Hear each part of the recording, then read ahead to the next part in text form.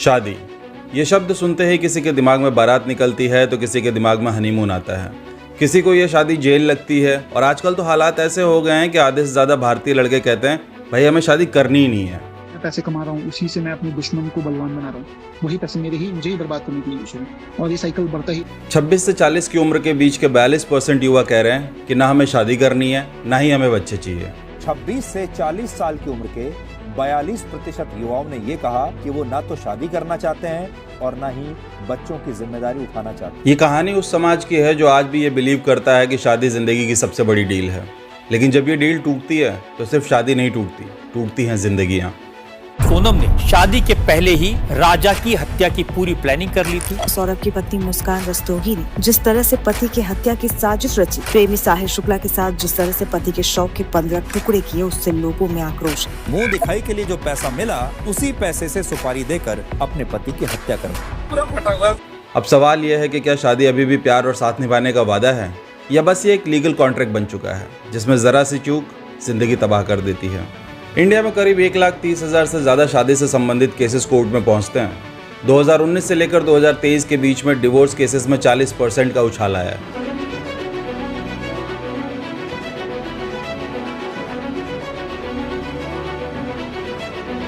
शहरों में divorce rate 10% से ऊपर जा चुका है, जबकि गांवों में ये सिर्फ 1% है। यानी कि मेट्रो सिटीज़ में हर 10 में से एक शादी टूट रही है, क्योंकि गांव में सोशल प्रेशर और फैमिली इंटरफेरेंस बहुत स्ट्रांग है, जबकि सिटीज़ में लोगों के पास ऑप्शन होता है टू वॉकआउट। लेकिन सवाल यह है कि वॉकआउट करना क्यों पड़ रहा है। लेकिन ये सडन बदलाव आया क्यों? पहले तो सिचुएशन उल्टी थी। लड़कियां डरती थी शादी के नाम से, डोमेस्टिक वायलेंस, रिस्ट्रिक्शन, सास बहू के केसेस सुन के। और अब लड़के डर रहे हैं फेक केसेस, एलिमनी और कोर्ट कचहरी के चक्कर से। Don't tell the court that this is all a person requires. 6,16,300 per month. Does anybody spend this much? A single lady for herself? तो आज हम डिस्कस करेंगे कि इंडिया में शादियां क्यों फेल हो रही हैं, arrange marriage versus love marriage का क्या सीन है, डिवोर्स हॉरर स्टोरीज क्यों बढ़ रही हैं और क्या फ्यूचर में शादियां सिर्फ इंस्टाग्राम रील बनकर रह जाएंगी। तो चलिए शुरू करते हैं एंटरटेनिंग, थोड़े दर्द भरे ज्ञान का गॉसिप। अरेंज मैरिजेस जो इंडिया की परंपरा है, इसका फ़ायदा ये होता है कि इसमें फैमिली सपोर्ट, स्टेबिलिटी और लो डिवोर्स रेट होता है। लेकिन नुकसान यह है कि बहुत बार ये कॉम्प्रोमाइज़ मैरिज बन जाता है जहाँ लव सेकेंडरी हो जाता है। लव मैरिजेस जहाँ दो लोग अपनी पसंद से शादी करते हैं, फ़ायदा केमिस्ट्री स्ट्रांग होती है, नुकसान एक्सपेक्टेशन भी हाई होती है और जब रियलिटी क्लैश होती है तो वहाँ शुरू होती है फ्रिक्शन। डेटा कहता है कि अरेंज मैरिजेस में डिवोर्स रेट 1% है, जबकि लव मैरिजेस में डिवोर्स रेट 10% है। लेकिन इसका ये मतलब नहीं है कि अरेंज मैरिजेस हमेशा सक्सेसफुल होते हैं और लव मैरिजेस हमेशा फेल। असल फ़र्क इस बात का है कि रिलेशनशिप में अंडरस्टैंडिंग और इक्वालिटी कितनी है।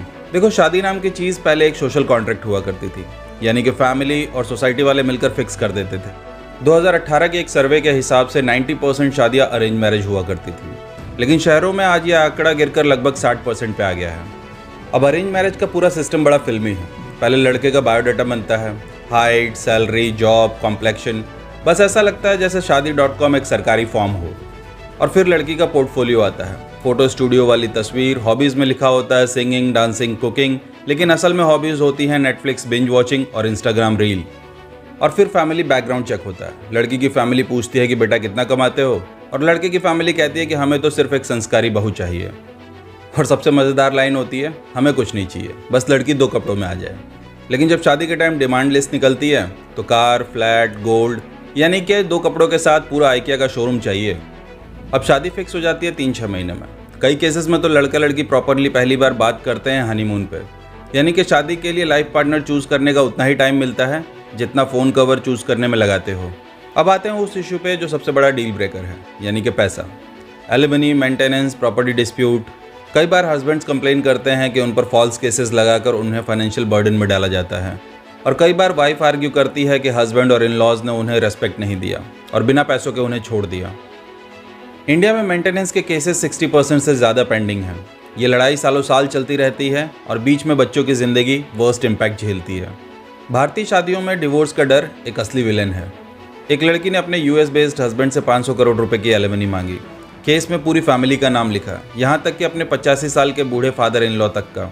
सुप्रीम कोर्ट ने केस 12 करोड़ में सेटल किया। एक और लड़की ने अपने पहले एक्स हस्बैंड से 40 लाख रुपए लिए। खुद अर्निंग भी कर रही थी 6 लाख रुपए सालाना, लेकिन फिर अपने दूसरे हस्बैंड पे भी मेंटेनेंस का केस किया। अब लड़कों के मन में सवाल आता है, कि बहन शादी हस्बैंड से होती है या EMI मशीन के साथ। और एक न्यूज़ तो ये आई थी कि शादी एक दिन भी नहीं चली और लड़के को 50 लाख रुपए मेंटेनेंस के देने पड़ गए थे, यानी कि बैंड बाजा से ज़्यादा महंगा पड़ गया शादी का बंदोबस्त। असल खेल दिमाग का है। सोशल मीडिया ने कंपैरिजन बढ़ा दिया है। परफेक्ट कपल के रील्स देखकर लोगों को लगता है कि मेरी शादी परफेक्ट क्यों नहीं चल रही। और फिर आता है ईगो, क्यों मैं एडजस्ट करूं, क्यों सिर्फ मैं सेक्रीफाइस करूं। रिजल्ट, छोटी छोटी लड़ाइयाँ ईगो क्लैश में बदल जाती हैं और फिर वहीं शुरू होता है मेंटल टॉर्चर, डोमेस्टिक अब्यूज़ और फाइनली डिवोर्स। हर शादी में 3 विलेन निकलते हैं, सास, बहू और बहू की माँ।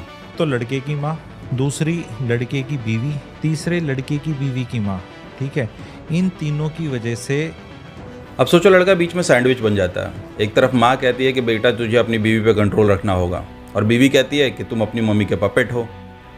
और तीसरी तरफ वाइफ की माँ व्हाट्सएप कॉल पे कोचिंग दे रही है, बेटा ज़्यादा बर्दाश्त नहीं करना है, अपना हक लेना है। लड़की की माँ का ये रोल है कि उसमें उसके साथ ज्यादतियाँ हुई हैं जो मैन ने करी हैं, मेल जेंडर ने, जो कि उसका पति है, पर वो अपने पति से बदला नहीं ले सकती, उसे मैन से बदला लेना है, दामाद से। वो ये कहती है कि मेरी बेटी के साथ ये ना हो। हिस्ट्री में मैरिजेस सर्वाइवल के लिए होते थे। गांव में खेती, घर का काम, एक आदमी और एक औरत मिलकर फैमिली चलाते थे। डिवोर्स नाम का शब्द डिक्शनरी में भी नहीं होता था। लेकिन अब साइकोलॉजी बदल गई है। आजकल लोग चाहते हैं कंपेनियन मैरिज, यानी कि emotional support, understanding, equal rights. लेकिन फैमिली सिस्टम अब भी लोगों को वही पुराना वाला चाहिए, बहू घर संभालेगी और लड़का पैसे कमाएगा। लेकिन प्रॉब्लम यह है कि आजकल न लड़कियों को किचन स्किल्स आती हैं और ना ही लड़कों को रेस्पॉन्सिबिलिटी स्किल्स। दोनों को आती हैं Instagram filter skills. Result, clash, ego fights और फिर शादी की बैंड बज जाती है। मिडिल क्लास इंडिया में शादी के बाद कपल की कोई प्राइवेसी नहीं होती। छोटे घर, जॉइंट फैमिलीज, हनीमून पर जाने का सपना होता है, लेकिन रियलिटी। कंसल्टेशन चल रही है, दर्द निकल रहा है लेडी का। कहती गुरुजी टीवी ऑन करके करना पड़ता है रात को। तो मैंने कहा कोई बात नहीं, कर लेते हो जाता है। कहते कलेश सुबह होता है, टीवी ऑन क्यों किया था इतने 10:30 11 बजे। और यही फ्रस्ट्रेशन धीरे धीरे लड़ाई में बदल जाती है और फिर शुरू हो जाती है महाभारत। एक और बहुत बड़ा इशू है कॉस्ट ऑफ मैरिज। आजकल शादी का मतलब है खर्चा। 20, 25, 50 लाख तो आराम से उड़ जाते हैं। मिडिल क्लास का लड़का सोचता है भाई EMI ऑलरेडी चल रही है, शादी का मतलब है एक्स्ट्रा EMI। ऊपर से करियर और जॉब अनसर्टेनिटी, ले ऑफ्स, इन्फ्लेशन, हाई रेंट। लड़के बोल रहे हैं अपनी ज़िंदगी अभी स्टेबल नहीं है, शादी करके इसे और अनस्टेबल कैसे करें। अब बड़ा सवाल यह है कि अरेंज मैरिजेस अगर फेल हो रहे हैं तो क्या लव मैरिजेस सॉल्यूशन है। लेकिन रियलिटी कहती है कि नहीं, लव मैरिजेस में डिवोर्स रेट और भी ज़्यादा है। देखो, शादी सक्सेसफुल तभी होगी जब फाउंडेशन स्ट्रांग हो, और वो फाउंडेशन है कम्युनिकेशन प्लस कॉम्पैटिबिलिटी। शादी से पहले टफ कॉन्वर्सेशंस ज़रूरी हैं। बच्चे चाहिए या नहीं चाहिए, कब चाहिए, करियर कैसे मैनेज होगा, फैमिली रेस्पॉन्सिबिलिटी शेयर करोगे या नहीं, फाइनेंशियल प्लानिंग कैसी है, रिलोकेशन, लोन्स, लाइफस्टाइल प्रेफरेंसेस। यह अनकंफर्टेबल बातें प्री वेडिंग होंगी तो पोस्ट वेडिंग प्रॉब्लम्स कम होंगी। इंडिया में शादी को लड्डू कहा गया है, जो खाए वो भी पछताए, जो ना खाए वो भी पछताए। लेकिन असल में शादी लड्डू नहीं है और ना ही सज़ा। शादी एक जर्नी है जिसमें टीम वर्क चाहिए, प्यार चाहिए, रेस्पेक्ट चाहिए और सबसे ज़्यादा चाहिए अंडरस्टैंडिंग। वरना ये सिर्फ एक सोशल ड्रामा बन के रह जाएगी जिसमें जीतता कोई नहीं है और हारते सब हैं। लेकिन अगर कम्युनिकेशन नहीं है, ट्रस्ट नहीं है और बस सोशल प्रेशर में शादी हो रही है तो ये शादी ज़्यादा दिन चलने वाली नहीं है। याद रखो, शादी सक्सेसफुल होने का असली सीक्रेट एक ही है, सही इंसान चुनो सही रीजंस के लिए। वरना ज़िंदगी भर यही सोचना पड़ेगा, मेरे लिए ये शादी थी या डेली सोप का सब्सक्रिप्शन। आज का ज्ञान यहीं पे ख़त्म। कमेंट बॉक्स में आप ये बताओ कि क्या आपको भी लगता है कि शादी अब रिस्क बन चुकी है और सॉल्यूशन क्या है। मिलते हैं नेक्स्ट वीडियो में, तब तक आप शादी से बचो या निभाओ। सेंसेई का आशीर्वाद आपके साथ है। जय हिंद।